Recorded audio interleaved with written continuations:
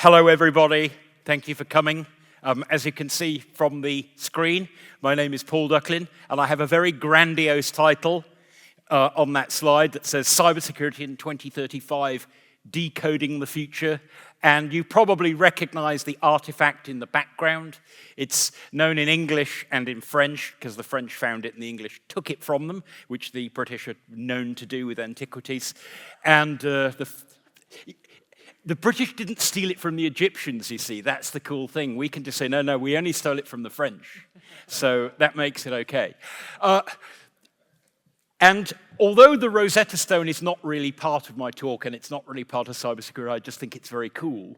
Shortly before the talk, I realized that there are actually two fantastic metaphors in it that support a thesis about some of the problems we have in cybersecurity. And that is that when the stone was found, it was fairly obvious what it was. It was Hellenistic Greek at the bottom. It was Coptic in the middle, which uses a different alphabet. And it was Egyptian hieroglyphs at the top. And because it was obviously a religious or a legal decree, they'd all be exactly the same. This is going to be easy. And obviously, we know how to read Hellenistic Greek. That's the language that was used to write the Christian Bible, the end of the Christian Bible in. And Coptic, well, there's still people around who could speak it, so that was going to be easy. And hieroglyphs, they were hard because obviously they've got pictures of vultures and stuff like that. So the hieroglyphs obviously are going to be, I don't know what the correct word is, is it iconic? Ideograms. It's not going to be an alphabet or a syllabary. And those were the assumptions. And of course, I hope I've got my history right. Actually, this is indeed in Hellenistic Greek. That is actually the middle bit is actually in Egyptian, but written in the Demotic script, so that is alphabetic. So they got the language wrong. And of course, hieroglyphs are actually an alphabetic or a syllabic script. So two wrong assumptions. It was going to be easy. We know this language, we know that language, and we know that we're going to just have to work out some icons, some emojis. Not at all. In fact, the problem turned out to be completely different. A known language, a language we got wrong to start with and then had to decode. And in fact, the top two are the same language written in a different way, and they're both alphabets or syllabaries. Anyone who's ever analyzed complicated malware will know very well that the assumptions you make at the beginning when things are obvious can often lead you astray. So let's crack on with the actual proper part of the talk, which is not meant to be technical about malware, although there will be some technical bits. For those of you who don't know me, well, that's my website if you would like to go there. That thing at the bottom, I'm sure you've worked out that's a URL. I am an independent person now because, as you know, lots of big cybersecurity firms like to lay off people when they want to acquire a new company or when they decide they had too many people or because AI is going to change the world. I'm one of probably many people in this audience who suffered that a couple of years ago. So I thought, why don't I speak for myself? The downside of that is you have to find somebody to pay the rent. So that's why the URL says hire me. And just as an aside, and I'm saying this on behalf of quite a number of other independent researchers whom I've met while I'm at this event, please make sure that you do follow us on social media, even if you think we're somewhat of an arsehole, because it makes a big difference to us, because competing with the pay-to-play content mills these days online is really hard. Right, that's that lecture over. Oh, and in case you wondered, because somebody did ask me a couple of days ago, the mention of Ducklin.html on the site where you download the well-known ICAR test file, that is indeed I.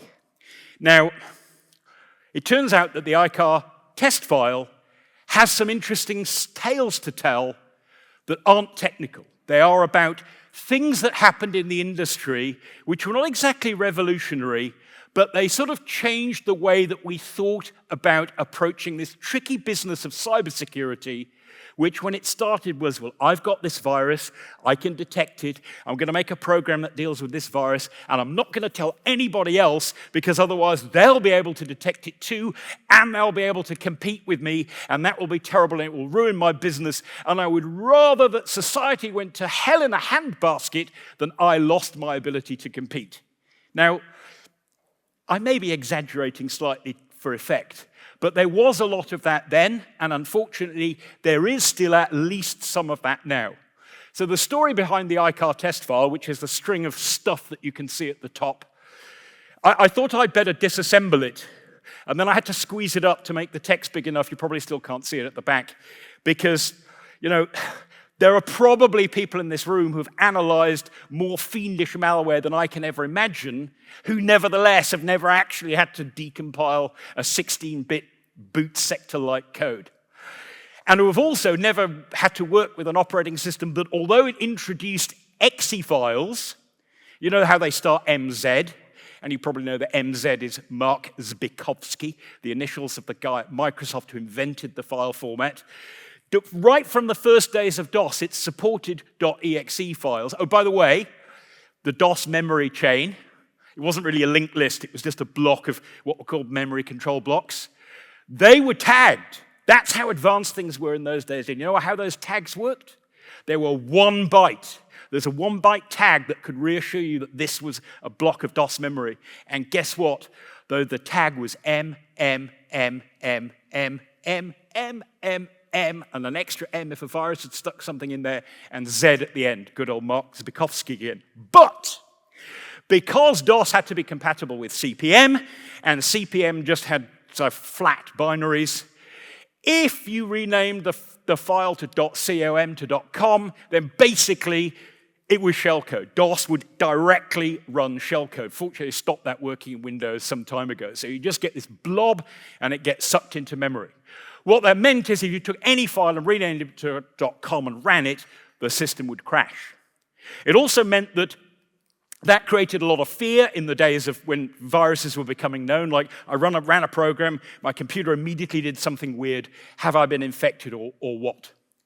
So what happened is individual companies that were producing threat blocking, what we'd now call EDR, I guess. I'd still call it antivirus, because the weird thing is, today, when I say EDR, half of the people that I'm talking to know what I'm talking about. If I say antivirus, everybody understands me, and they both, in their minds, think of pretty much the same thing. So all the people who go, oh no, EDR is blah, blah, blah, all of that stuff. Actually, in common parlance, the simpler term is often the better one. But what happened is individual companies would decide that they needed something that their customers used to prove that the software had installed correctly, and that if they did run some suspicious file and it would get blocked, and not only that it got blocked, that if there was an alert to be generated, the alert would propagate through the system. So what they would do is they would take real malware and they would poke out a few bytes here and there in the hope that they'd done enough to neuter or emasculate it, and they'd give it to their customers. And it would work with one product, but another product would either say nothing because it wasn't malicious, it had been modified, or would give a kind of pseudo-false positive and freak out. So there was this absolute sort of catastrophe reigning with loads and loads of different test files, which some products detected, some products didn't, and absolutely confusion reigned. And what was worse is that the naughtier competitors in the security industry would actually give their customers real malware on floppy disks and say, well, if you don't want the fake one, here's the real one. Of course, they would choose one that they detected and the competitors did not, and therefore people would actively get infected as a way of proving that the other product was worse. And it's difficult to detect something if somebody's keeping it from you. So the idea, and that's a very long story to explain that string at the top, was to have a string of bytes that was only ASCII, that could be typed in, so you didn't have to put it on your distribution diskette or your distribution CD, which would, of course, cause terror when the person installed it, and it's, oh, there's a virus on your antivirus CD. And the idea was, let's create a string. Now, I did not write the code. My claim to fame is that I wrote the blurb that explained why we needed it. And the great thing about it is it was a bunch of individual techies, the kind of people who would be in this room now, not salespeople, not marketroids, not CXOs, not private equity companies, not the investors. It was individuals with a passion for cybersecurity who got together, not quite behind the scenes. There was nothing cartel-y about it. In fact, we used to have meetings, and I'm sure Richard will remember some of these. We used to have CARA meetings where the opening question of the day was, went around the room and everybody had to give the price of a 13-user site license for the full-blown threat protection software. And anybody who could actually knew the answer and could give the price off the top of their head was kicked out of the meeting, because if we were the kind of techies that we knew roughly what it was, but we couldn't tell you exactly. And the others, if we didn't know that, then nobody could ever accuse us of price fixing.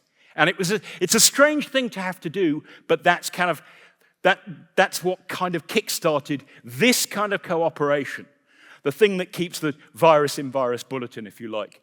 So we came together to have this standardized string that everybody can use, and people still use it and still talk about it today. So I like to think that we did something right. So it's not that it's technically funky to write. ASCII code for Intel is quite hard to write if it's pure ASCII, as anyone who's done shell code knows. Like, you can't use the MOV instruction because it's got the wrong encoding. You can't do backward jumps because they need negative numbers which are bigger than 7F, etc., etc. So you have to do all stuff like, here you have to sort of patch your code. Remember, there was no virtual memory in those days. There's no memory protection. There was like RWX. Everything was RWX. But you couldn't just patch any bytes. You had to patch at least a certain number of bytes ahead, or the bytes would be in the prefetch queue, and the prefetch queue had different lengths on different CPUs. By the way, if you've ever wondered why in the old days nobody used virtual machines, nobody used QEMU, nobody used, what's that one that used to be big but now is owned by Broadcom? That's a joke, folks, come on. The whole conference, the only person who's laughing seems to be me. You're allowed to joke. If you find something funny, just laugh. Because if you don't have a bit of fun sometimes in this industry, where there are crooks and state-sponsored actors who are out to crush our data and our social lives to bits, if you can't have a little bit of fun, then what can you do? So the point of the ICAR test file is it shows that sometimes when really thoughtful, dynamic techies inside a wide range of companies who in real life are competitors come together and work together, they actually become better competitors because all their businesses actually do better and the world is a better place. I think that's rather obvious, but it was probably worth saying. And if it wasn't worth saying, I was determined to say it anyway. That's also meant to be humorous, folks. Just because you're not British doesn't mean you are not allowed to laugh at very dry, sarcastic British, air quotes, humor with no U in it. Now, if you read my blurb in the Virus Bulletin proceedings, you'll notice that I may have committed it's not a crime. I think it may be a venal sin, might be the way to describe it. I committed let's call it a sin, the sin of clickbait, by writing it like that. Like, what will cybercrime look like in 10 years' time? Really, what I meant is not make technical predictions about where cybercriminals are going. By the way, I've worked on any number of threat reports in my time. If you want to hire me to work on your threat report, I'm delighted to do it. I love doing it. But the one thing that I just don't get my head around, and I'm sure you guys don't, maybe you can tell your marketing departments, is the whole threat predictions thing.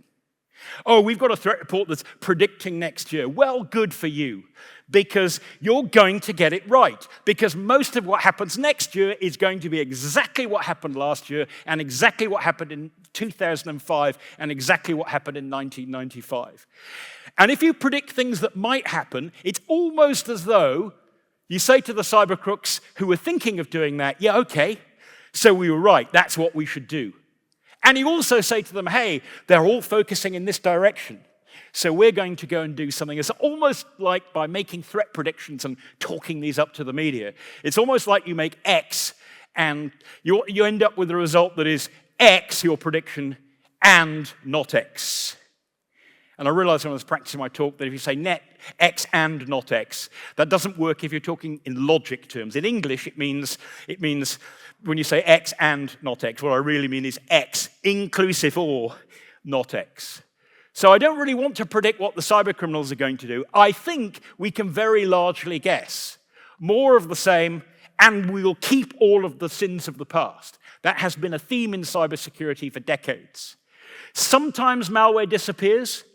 Like, you don't get floppy disk viruses anymore, but it's not because we're clever and we eliminated them with some magic technological software solution. You don't get them because nobody uses floppy disks anymore. End of story. In the same way that when the first ransomware came out, we'll see that in a minute, the reason we didn't have ransomware for another 20-something years after that was not because we, or rather the people who own cybersecurity companies, as the media might have been allowed to believe over the years, were so clever that they were able to block malware before it ran. The reason we didn't get ransomware again for all those years is threefold. Firstly, the guy who wrote it got caught within about a month because he had to buy a lot of floppy diskettes, and that's quite unusual. And he was a bit of a nutter, and the authorities in several countries were kind of investigating him already. Secondly, he did get extradited, and he did get sent to trial extradited from the US to the UK very, very quickly. And thirdly, and perhaps most importantly, preventatively, he didn't make any money because there were no prepaid credit cards or bitcoins at that time. So sometimes we kind of think we've been clever, but it may just be that circumstances have allowed us to appear that way.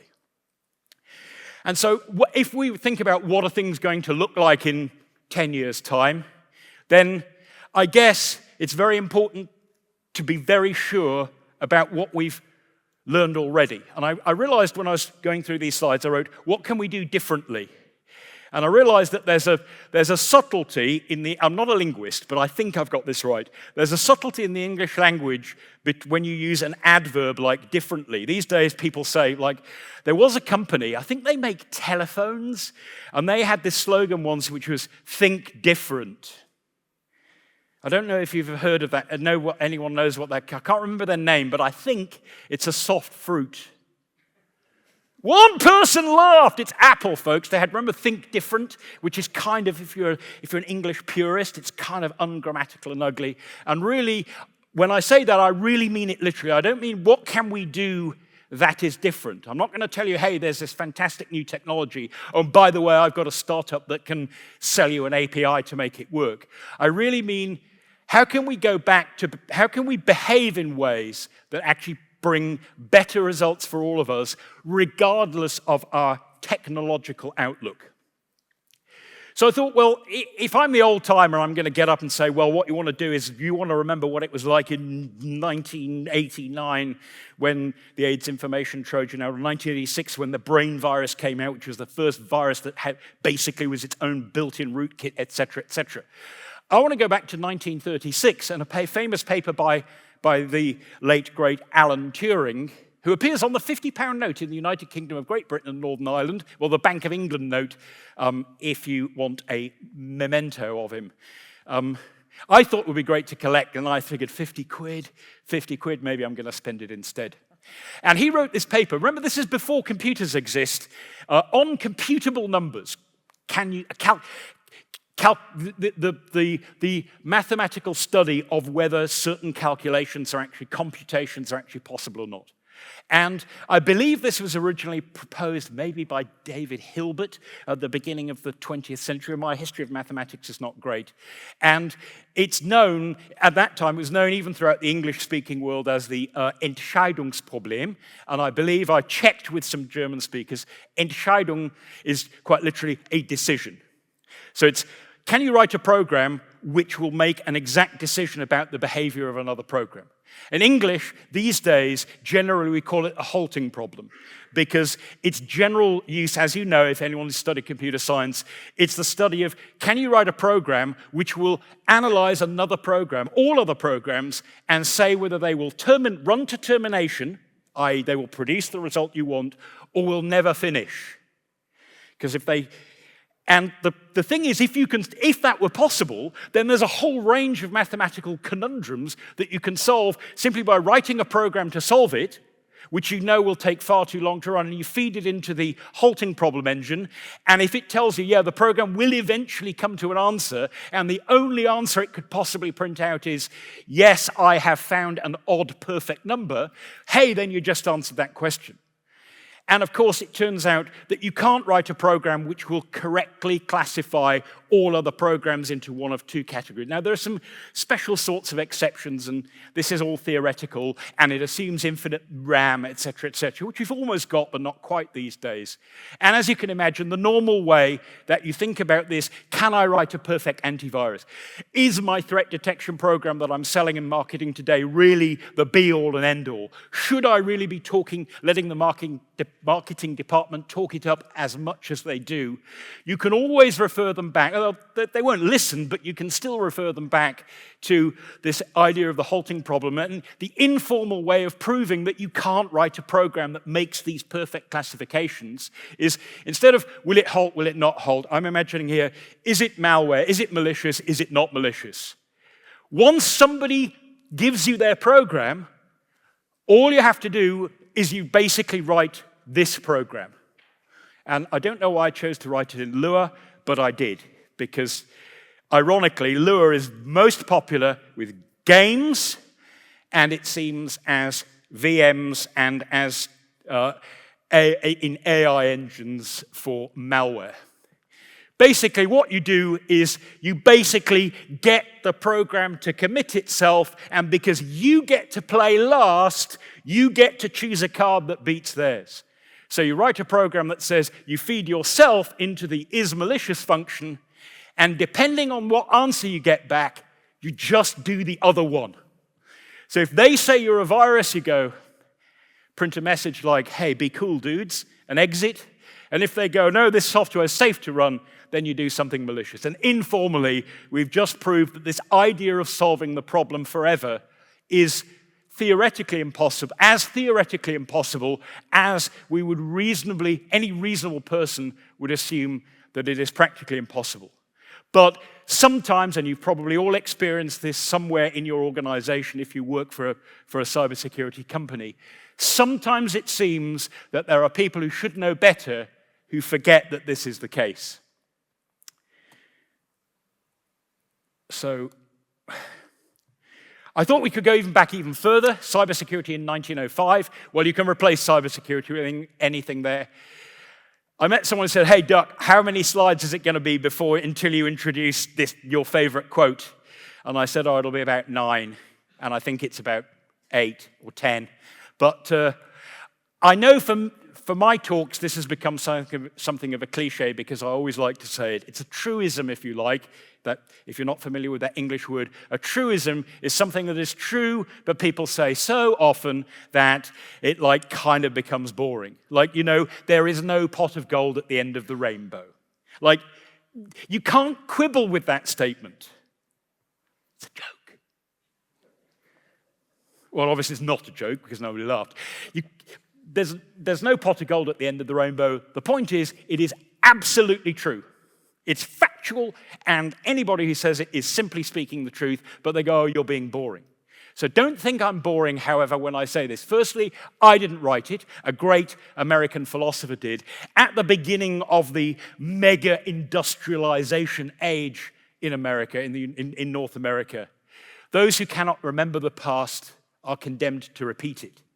And believe me, that probably holds more in cybersecurity than anywhere else when you look at some of the stuff you see coming out about, I'm using giant air quotes here, new threats that are really things we should have known about before. I've got it. I think I'm on target, Karen, so don't worry. It's about I think there's a book running on will I run over or not. If you got $200 on me not running over, you might lose. So I'm not going to go through this. Don't worry, I'm not going to go through all these. I had that idea at first. So I'll put up my favorite malware stories. They're not all malware, obviously. There are potentially unwanted applications, and there are weird things that people tried that actually turned out to be more useful for bad than good, etc. And Pegasus is, I put that in 2025, although we know that the company that makes that software has been doing it for what, a decade, is it? I'm asking you a question, someone has to nod or shake. At least a decade. I just put it there because I believe this is the first time that they've been held accountable in court when I think WhatsApp sued them. Isn't that weird? You think like Meta, Mark Zuckerberg, like won this court case about privacy, and you kind of think sometimes you just got to cheer even if you don't like who you're cheering for. I don't dislike Mark Zuckerberg. I'm quite neutral about him. So I'm not going to go through all of these, but they're just some ideas of things that, not necessarily firsts, but it's a mishmash of things like, well, it was the first boot sector virus, the first stealth virus, the first mass mailing email that actually said, hey, for a nice Christmas tree, run the program that I just sent you. And everyone went, sure, why not? The first polymorphic virus, PSMPC, Falcon Schism, mass-produced code. You know, virus writers, the threat actors had much more exciting names, though. Now we've got what, like scattered spider, like woo-hoo. I mean, come on. I'm trying to, lapsus dollar, like what is that? What happened to Falcon Schism, Dark Angel, Dark Avenger? Stormbringer, for goodness sake, one word, by the way. Never, like I did, I thought it was his first name and his second name. So I called him Mr. Bringer, and he was like really, really annoyed about that. The point is that history is full of things that can actually teach us stuff that we know, but we kind of sometimes accidentally don't remember. So let's look at some of those very quickly. I'm not going to explain Elk Cloner, but it was kind of really the first thing that we think of in the modern context of self-spreading malware, computer virus, if you like. And just by the way, I am going to take a subroutine call here. There are people who will tell you that a computer worm and a computer virus form two completely disjoint sets, and they are to be treated completely differently taxonomically. And I'm delighted to tell you, in the style of Dr. Veselin Bonchev, that if you think that, and you do not know, as I know, that worms are a subset of the class of computer viruses, then I am afraid to tell you that you are an idiot. So that's actually a joke, by the way, but nobody got that. This malware is for Apple II. Can anyone spot the mistake? Oh, there are no retro computing nerds in here. I mean, obviously, I'm a retro computing nerd, but I can't avoid that. But you guys could have sorted that out. The trick is that is the Atari ST system font, not the Apple II system font. Right. So this brings us to a fantastic story back in 1989, and although I'm short of time, I'm going, because of a previous speaker, Raviv Rachmiel, he talked about a random number generator, could you use the random number generator sequence to kind of decode ransomware for free? I thought, and he mentioned this, and I thought, let's have a very, very quick look at this. Not because of its technology. Technologically, it's rubbish. He got the crypto so screwed up that free tools soon emerged and nobody had to spend the money. But that and his behavior is a vital part of the cybersecurity story. If you like, the culture side rather than the technology side. And very few people were on the internet. It wasn't commercially available in 1989, really. And so he actually posted out floppy diskettes. And that's the old sort, remember, the 5 1/4. See that little notch on the side? Now, there's probably at least one person who doesn't actually know what that's for, which is not sad, but it seems disappointing. Basically, if you didn't have that slot, you couldn't write to the disk. So when the disk was manufactured, it was permanently write protected, and they had to put it in a machine and stamp that little bit out, and that would write enable the disk, which was an interesting choice, right? Because if you wanted to write protect the disk, with the disks that you bought, you got a little sticker. And you could put the sticker on, you could fold it around, you could stick it over that hole. Perfect write, it was very good write protection because it was, on most disk controllers, it was implemented in hardware and there was no software way to bypass it at all, could not be done, fantastic. But guess what happened? over time, particularly as I did in those days, lived in a country that has quite a good climate and is quite warm, the glue would get melty and the little tabs would fall off, and your beloved disks that had all your safety, security, clean boot software on would accidentally become write-enabled. That's not relevant to the malware, but I thought I would force you to hear it anyway. Now, inside that envelope, the square envelope, now it has a UK stamp on it, you can see, but the guy who wrote this, the criminal, was actually American, from the United States of America, and he invented something that ransomware criminals actually do to this day. Basically, he deliberately carefully avoided, as far as he could, infecting people in the US. He did not want the FBI on his back. He bought a mailing list from the UK, and that is what he went after. That is a little bit like, well, at least I've heard that Russian ransomware criminals try to avoid infecting people inside Russia because they know that they're going to get more attention if they do that. Well, this guy, Dr. Joseph V. Popp, he invented that approach. He was very, very careful. And he also invented the approach that the ransomware crooks, I think Raviv said it in his talk, it's like they go, oh no, we're not criminals. We are proactive penetration testers, if you don't mind. And unlike traditional penetration testers, where you pay them even if the buggers fail, with us, you only have to pay if we get in. Yeah, right. Well, he invented that as well because he had a license agreement, and it was laser printed on a piece of paper that fitted in the envelope, and you need to imagine that envelope. This is the only thing in my life where I allow inches to be used because I'm a rather big, my bike Speedo, my bike Garmin, I even reprogrammed it so my speed comes in meters per second, because even kilometers per hour is a little bit shabby. But in this case, I'll say it's 5 1/4 inches because I can't remember what the exact size is in millimeters.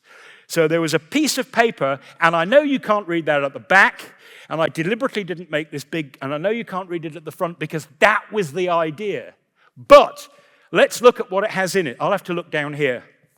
It says, there is mandatory leasing for this program. You can pay either 189 US or 378 US. If you install these programs on a microcomputer by the install program or by any other means, so if you try and steal it, I've lost my place because it's so tiny, then under the terms of this license, you agree to pay us in full. If you breach the license, we reserve the right to take any action necessary to recover debts, and we reserve the right to use program mechanisms to ensure termination of your use of the programs. Guess where this is going, folks? These program mechanisms will adversely affect other program applications. You are hereby advised of the most serious consequences of your failure to abide by the terms of this license agreement. My God, this text is tiny. Your conscience may haunt you for the rest of your life. You will owe compensation and damages to us, and your microcomputer will stop functioning normally. And, was it shrink wrap agreement? Well, obviously you agreed to that. Now, the program wasn't very good because, it looked like, just by the way, and just because I know there's some Americans in, so I chose a date that works for everyone. By the way, cybersecurity advice, not time to put this in the talk, but I'm going to say it. 2 bits of cybersecurity advice. If you take nothing else out of the talk, if I get killed before I get to the end, then just take these 2 bits. Please stop using MDYY for dates. Everybody, if you have anyone in your company who writes anything like that in a log file, then take them out and get them so hopelessly drunk that you can reprogram their brain never to do it again. And if you use DDMMYYYY, then you're almost as bad. RFC 3339, folks. Don't pay the money to the ISO for their documents. They're basically the same. And get rid of time zones when you write your logs. Just put the Z at the end for Zulu time. So we don't have to bother with bollocks like that anymore. Oh, and the second thing, when you do your stupid threat maps that show, hey, here are the countries that had 1 infection of this malware that we happen to want to do a press release about. Okay, I like those maps, but please stop using the Mercator projection. It was invented in, what, the 15th or the 16th century for European seafarers, so they could sail across the Atlantic Ocean and take over and do colonial stuff in faraway lands. Well, they've done it now.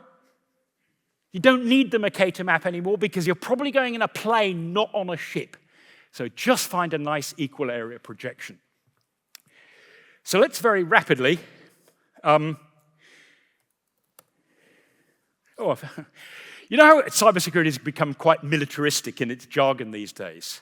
It's always been the case because there was always this guy spying on your disk in DOS. General failure was everywhere. He was looking at everybody's disk. Okay, so very quickly, I can't type when I'm standing up. I don't know why.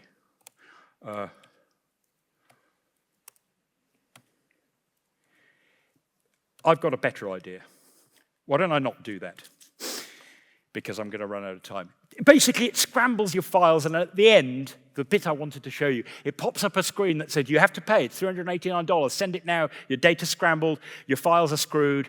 Well, they're not. The files are there, but all the file names are screwed, and he used a fixed key, so actually everyone had the same decryption key. But right at the end, you know what he says? The screen goes purple, and he says, there is a way that you can get out of this dilemma. You can get 30 extra times to run my program, which means you run it once, and then you copy all your files off, and then you format your hard disk and put the files back.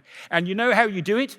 You insert a blank floppy disk in the computer, and he formats it, and he puts the software on with your tag in. He recruits you as an affiliate, and the way you get your data back is you basically throw one of your buddies under the bus. And he says it in so many words. That's the way these guys have been thinking since right back then. But sometimes, even your friends can turn upon you. Well, I'm speaking beyond the cyber. Let's talk about the IT industry. And those of you around in 2005 will know that Mark Rasinovich, then of sysinternals, now works for Microsoft. If you ever use the sysinternals tools, it's that guy. He put a CD in, he bought a Van Zandt CD or something. I mean, these guys were Leonard Skinner, right? And Sony decided to poison their like super libertarian rock music stuff with this rootkit that you put in the CD and it installs it on your computer. And they bought it from a third party. I analyzed that, and I'm pretty sure that it was copied almost byte for byte or line for line from some assembler that was published in Frack magazine around the turn of the century. It was a proof of concept rootkit, and Sony included it so that they could do content protection to protect their artists. Not only did it actually mess with your computer, it actually, if I remember correctly, it suppressed any file name, any directory name, any registry key where one of the strings in it started with, someone will correct me if I'm wrong, I'm sure, $SYS. So basically, guess what the malware writers did? They got a rootkit, they got file hiding and registry hiding entirely for free from someone inside the industry. And I put that code up there because, folks, I will give it to you youngsters of today. When it comes to messing around in the kernel, I will agree you guys have it hard. Because if you wanted to intercept stuff in the kernel back then, that's really what you did. You basically patched the interrupt table like you did in the 1980s. But Sony did this, and I put that in because not only did kind of the industry turn on itself, but I thought it gave me a chance to share with you what must be the best vendor quote about cybersecurity ever. And this is the head of Sony. Now, he was German, and it sounds much better with English spoken in a German accent, and I can do it quite realistically and quite amusingly, but I'm not going to do it because I think it would be a bad idea because there are video cameras around. So I will say it in English. Most people, I think, don't even know what a rootkit is, so why should they care about it? That, I shit you not, is what he said. That was the attitude. Hey, we've written this thing, everybody hates it, it reduces your security dramatically. It's a terrible... Anyway, the courts didn't see it that way. So we were in a bit of a bind then because it was clear that it was almost like the industry was at war with itself.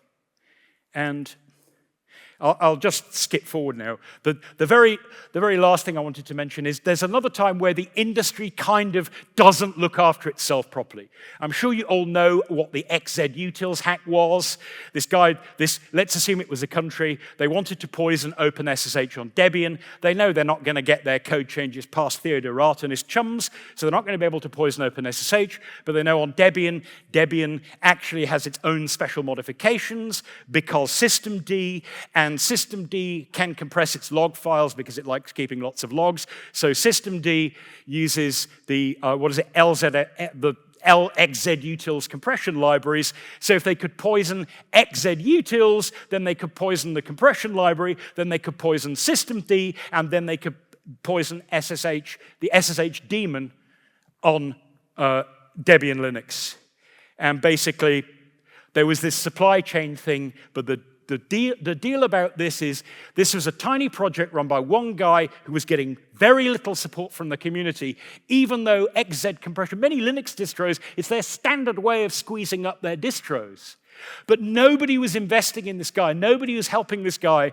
So when this Jia Tan guy showed up and spent 2 long years, wheedling his way into archive and compression toolkit library world in open source, obviously, he ended up being trusted, and by that, he was able to poison the XZUtils software, which then ended up poisoning SSHD. You basically send your shellcode inside a fake cryptographic key during the setup handshake. That's kind of quite smart. But it's not the technology, it's the culture. It's the fact that the industry kind of didn't look after itself. So really, now it doesn't matter, I didn't mean this to be like the last 40 years split into 3. I just put the color coding there is any of these could have really happened in any order. I'm not saying we were all much more moral and better in 1989, and we're not saying that we all don't care in 2004. Any of these could have happened at any time, but those 3 things that I've mentioned, they kind of show something about the community that we need to build. With the AIDS information Trojan, many vendors, and one of the people who is very helpful, by the way, in writing and arranging to have published information throughout the UK media, which is one of the major places where that ransomware hit, was Dr. Jan Hrushka, who was on the panel the other day. He's actually the CEO of Virus Bulletin, believe it or not. And he was one of those guys, but many others did. The community united to get information and free tools out that absolutely helped people. In the Sony case, it's a case of the industry, one part of the industry deciding, well, you know what, the rules of being decent don't apply to us. If we want to put a rootkit on your computer because you paid us for music, we have every right to do so. Stop bitching about it. And then more recently, we have the problem, like the XKCD cartoon with all these things, and there's one guy in, was it Nebraska, with a little pillar supporting everything. We did have this problem, and we've seen it. We saw it with Heartbleed, by the way, and we saw it with Log4Shell, but we saw it really, really deviously with the XZUtils case. It's kind of like the IT community was taking from this guy's project because it was really useful, but they kind of weren't giving back enough, in my opinion. And the result was that all of us were put in very serious harm's way. So the food for thought is there are 3 different attitudes that companies can have. And if we have the one that's in green, then I think you would agree that the world can be a better place. Because we don't know all the answers, and we know we don't know all the answers because I mentioned the halting problem, and I kind of very badly and inexpertly proved it to you. The problem is that sometimes some companies, and I won't mention any names because, well, there's no need to. There are plenty who do it. Sometimes, because we know we don't know the answers, we go, well, what did you expect? Like, we can't stop ransomware. Assume breach. Like, no, I'm not assuming breach. You're a CISO. I'm assuming that you're actually doing your best to prevent it. And by the way, when you have a breach, don't come out and say, when you really have a breach, don't come out and say, assume no breach. After you've spent a decade telling me to assume breaches, like, say, I'm going to mention this name because it's well known, Marks and Spencer in the UK, they're not the only one. They said, we don't have it, we got hit by ransomware, but we have no evidence that your data was taken. That is literally like, well, not literally, this is figuratively like saying there's not a pot of gold at the end of the rainbow. We haven't looked, so we haven't collected any evidence, yet we feel confident enough to give you an answer that we have no right giving you. That is my opinion. And so we need to stop that, and we need to also remember that the fact that we don't know all the answer is not because we're dumb. It's because that is simply the nature of the cat and mouse game is how it's usually described. I don't like that metaphor because I think it underplays everything a bit. And sometimes we compete about things like threats, about threat intelligence, less and less so, but certainly about media releases. Sometimes we compete when we would actually compete better if we cooperated on the things that matters. And so I think we should always be preaching that the community contribution part, and this conference is a part of it. I was speaking, I won't mention his name because that would give away where he used to work, just before this talk to a long-standing expert in the industry. He worked for a company that didn't like to engage at conferences. I always thought they did because he would show up and participate full-on in conferences like this. And I'm not going to say whether he's here today or not, because that would give it away. But, so don't smile, otherwise you'll give it away. So very simply, what should we not do? Well, I love index cards, and if you wonder where I got the clip art for that, it's legal because I actually took a photo of one of these, which I had my speech notes on, but I knew if I actually used my speech notes, then I would probably take even longer than I have, and my nervousness would show because they would vibrate, and I'd get them confused, and it wouldn't go very well. But so I don't think I need to read those out. I'm just giving you, if you like, some food for thought. So these are things to do, but that I think really are about kind of negatives. And in particular, I think we all need to make a point of learning to, I put plain English. It doesn't have to be English. I know it usually will be. But the point is, plain words can explain complicated things. And the more people you can bring along with you, the better. And the middle two are kind of the same. This whole thing about data lakes. Is anyone like me old enough to remember when the epithet lake or mountain, in the early days of the European Union, did you know Britain used to be a member? I'm like, amazing. We used to be part of Europe. Who knew? In the early days, you would get butter mountains and oil lakes. I mean, oil as in cooking oil, not motor oil. And so the idea of a data lake, it was when you tried to guess what production was needed, but you got it all wrong and you screwed up the sort of supply chain economics, and you ended up with stuff you were never going to sell, and because it's organic, it's going to rot, it's going to have to be thrown away, it's all a big problem. So when I heard the term data lake, I thought, this must surely be a pejorative term. This is critical. If you have a company that is offering to keep a data lake for you, run like hell because it's going to end in tears. Little did I know, someone from marketing took me aside and said, no, you don't understand. Data lakes are fantastic. The wider and deeper they are, the better. Well, who knew?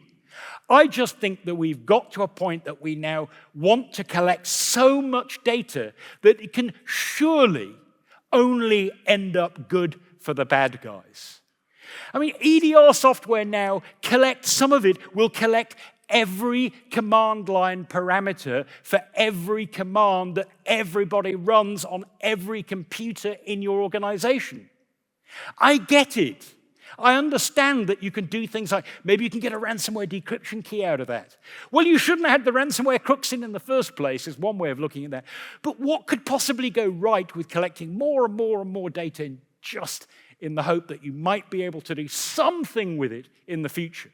So folks, if you want another truism, and I'm not against data lakes, I'm just thinking, just don't keep pouring water in so much and going, oh, it's not evaporating as fast as we wanted. And you're collecting stuff which is good for the bad guys, and in the hope that it might be good for the good guys. So the truism is, less is more, and more is often too much. So sometimes, basically, the simpler the way you can find to solve the problem, and the more you can involve humans in making it work correctly, I think we will be in a better place. So at the bottom point, what I really hope is that in the future, in everything, but very particularly in cybersecurity, that we'll stop having this AI native, AI first. The machines will solve all the problems for you. We know they can't because Alan Turing proved it in 1936, and the flops and the failures that we've had along the way show that sometimes it's actually quite good to engage with humans. So on an upbeat level, and this is the last slide, I want to just give you some encouragement before we all go out into the big bad world, and those of us who don't live in Germany and can't take a train from here to where we live, go to Berlin Airport and experience the aftermath of a ransomware attack that was explained away as, don't worry, we're in the process of doing the software upgrade. I think what they meant is, we're reinstalling the software which is working just fine until some bastard came along and removed it without permission. So keep up the good work. Keep publishing fantastic research like we see at this conference. To quote from Chuck Auerbach during the panel session, he said, be honest and be curious. He didn't say be curious, but be honest, which is kind of means the same thing. He said, be honest first and be curious, and I like that. And Ben Herzog yesterday talking about the nightmare that is decompiling optimized Rust code. When I asked him, like, are we doomed? He said, I am optimistic. Like, if enough of us stick at this and don't give it up and wait for someone else to finish, we will get there. So in short, have fun, always keep a serious side, and most importantly of all, see you in 2035 at the 45th Virus Bulletin Conference. So to all of you, onwards, upwards, and keep up the good work. Thank you very much.